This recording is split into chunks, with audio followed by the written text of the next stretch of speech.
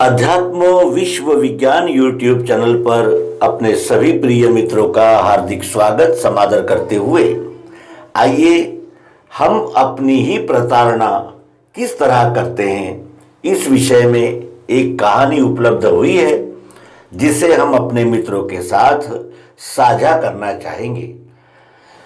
श्री सद्गुरु हमें बार बार जगाते हैं और आत्मानुभव की दिशा में ले जाना चाहते हैं और हम उनके मार्गदर्शन में चलना छोड़कर अपनी ही मनमानी में लगे रहते हैं और ये अंधविश्वास पाल लेते हैं कि हम सद्गुरु के मार्ग पर चल रहे हैं और सद्गुरु के दिए हुए जो उपदेश है उसे हम अपना रहे हैं। इस पाखंड का खुलासा करने वाली इस कहानी को हम सुने, समझे और जाने। कहानी का शीर्षक है प्रार्थना। एक सराय में अतिथि पहुंचा। सराय में पहुंचते ही उसे एक बड़ी मार्मिक और दुख भरी आवाज सुनाई पड़ी। पता नहीं कौन चिल्ला रहा था। पहाड़ की सारी घाटियां उस आवाज से लग गई थी।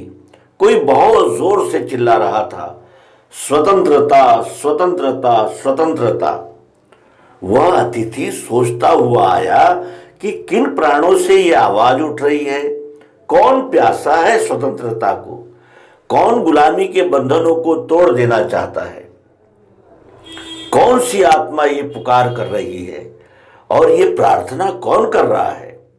और जब वह सराय के पास पहुंचा तो उसे पता चला कि यह किसी मनुष्य की आवाज नहीं थी। सराय के द्वार पर लटका हुआ एक तोता स्वतंत्रता की आवाज लगा रहा था। वह अतिथि भी स्वतंत्रता की खोज में जीवन भर भटका था। उसके मन को भी उस तोते की आवाज ने छू लिया। रात जब वह सोया तो उसने सोचा, क्यों न मैं इस तोते के पिंजड़े को खोल दूं ताकि यह मुक्त हो जाए, ताकि इसकी प्रार्थना पूरी हो जाए। अतिथि उठा। सराय का मालिक सो चुका था। पूरी सराय सो गई थी। तोता भी निद्रा में था। उसने तोते के पिंजड़े का द्वार खोला। पिंजड़े के द्वार खोलते ही तोते की नींद खुल गई। उसने जोर से शिकंजों को पकड़ लिया और फिर चिल्लाने लगा, स्वतंत्रता स्वतंत्रता स्वतंत्रता। वह अतिथि हैरान हुआ। द्वार खुला है, तोता उड़ सकता था, लेकिन उसने तो शिकंजे को पकड़ रखा था। उड़ने की बात तो दूर, वह शायद द्वार खुला देखकर घबरा गया, कहीं मालिक न जाग जाए। उस अतिथि ने अपने हाथ को भीतर डालकर तोते को जबरदस्ती बाहर निकाला। तोते ने उसके हाथ पर चोटें भी कर दी, लेकिन अतिथि ने उस तोते को बाहर निकालकर उड़ा दिया।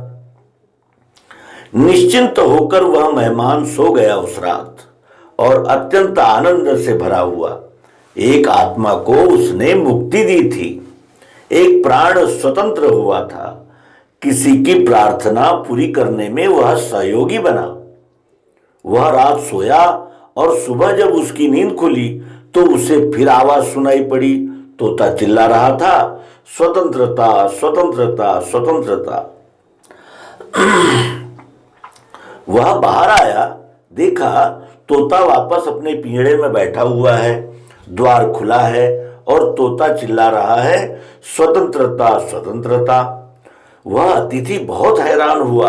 उसने सराय के मालिक को जाकर पूछा कि यह तोता पागल है क्या? रात मैंने इसे मुक्त कर दिया था, यह अपने आप पिंजड़े में वापस आ गया है और फिर भी चिल्ला रहा, स्वतंत्रता स्वतंत्रता। सराय का मालिक पूछने लगा, उसने कहा कि तुम भी भूल में पड़ गए। इस सराय में जितने मेहमान ठहरते हैं सभी इसी भूल में पड़ जाते हैं। तोता जो चिल्ला रहा है वह उसकी अपनी आकांक्षा नहीं, सिखाए हुए शब्द है, यांत्रिक शब्द है। तोता स्वतंत्रता नहीं चाहता, केवल मैंने सिखाया है वही चिल्ला रहा है। तोता इसीलिए वापस लौट आता है। हर रात यही होता है। कोई अतिथि दया खाकर तोते को मुक्त कर देता है, लेकिन सुबह तोता वापस लौट जाता है। क्या हम सभी लोगों की यही स्थिति नहीं है? क्या हम सब भी जीवन भर चिल्लाते नहीं है, मोक्ष चाहिए, स्वतंत्रता चाहिए, सत्य चाहिए, आत्मा चाहिए, परमात्मा चाहिए? लेकिन देखते हैं कि हम चिल्लाते तो जरूर हैं, लेकिन हम उन्हें शिकंजों को देख पकड़े हुए बैठे रहते हैं जो हमारे बंधन है। हम चिल्लाते हैं मुक्ति चाहिए, और हम उन्हीं बंधनों की पूजा करते रहते हैं जो हमारा पिंजड़ा बन गया, हमारा कारागृह बन गया। कहीं ऐसा तो नहीं है कि यह मुक्ति की प्रार्थना भी सिखाई गई प्रार्थना हो, यह हमारे प्राणों की आवाज ही ना हो?